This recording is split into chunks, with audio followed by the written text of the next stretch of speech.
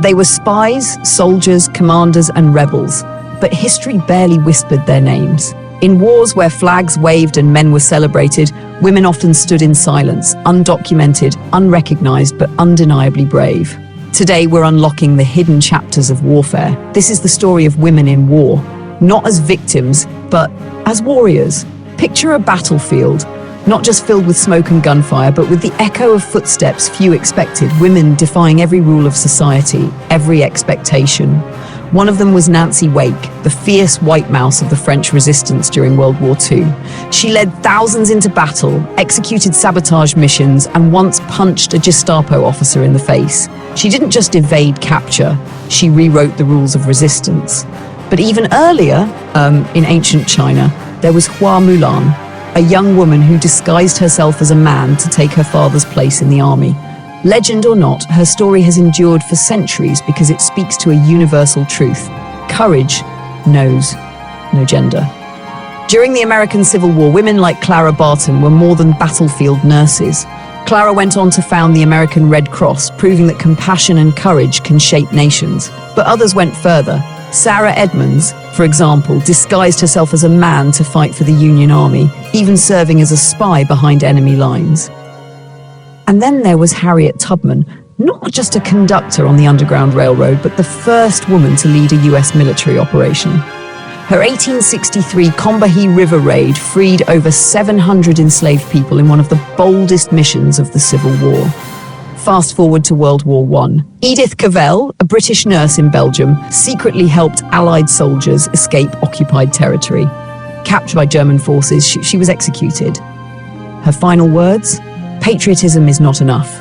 I must have no hatred or bitterness towards anyone. She became a martyr and a symbol of fearless compassion.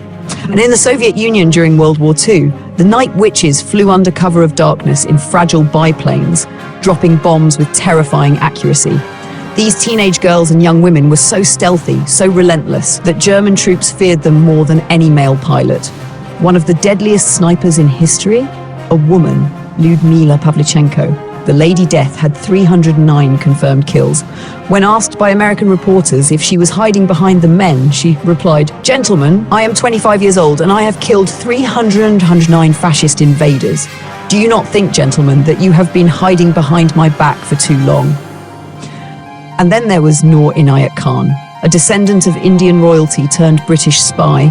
She worked with the Special Operations Executive in Nazi-occupied France. Captured and tortured, she never gave up a single secret. Her last word before execution? Liberté. The 20th century didn't end their legacy. In Vietnam, women like Dr. Donna Dean and Linda van der Vanta served in brutal field hospitals under impossible conditions. Some received medals, others with trauma. In Iraq and Afghanistan, women like Leanne Hester earned the Silver Star for extraordinary valor under fire. Yet even today, their names are often left off the memorials. And let's not forget Captain Flora Sanders, the only British woman officially enlisted in the Serbian army during World War I. She fought on the front lines and rose to the rank of Sergeant Major. Even today, in conflicts across the globe, women serve as soldiers, commanders, drone pilots, and peacekeepers. Their stories are still unfolding, but are we paying attention? History often forgets what doesn't fit the mold. But this is a reminder. War has never been just a man's world. These women didn't fight for fame. They fought for justice, for freedom, for duty, and for survival. And their legacy is etched into the very bones of history. Thank you for watching The History Lens. If you're moved by these untold stories, don't forget to like, share, and subscribe.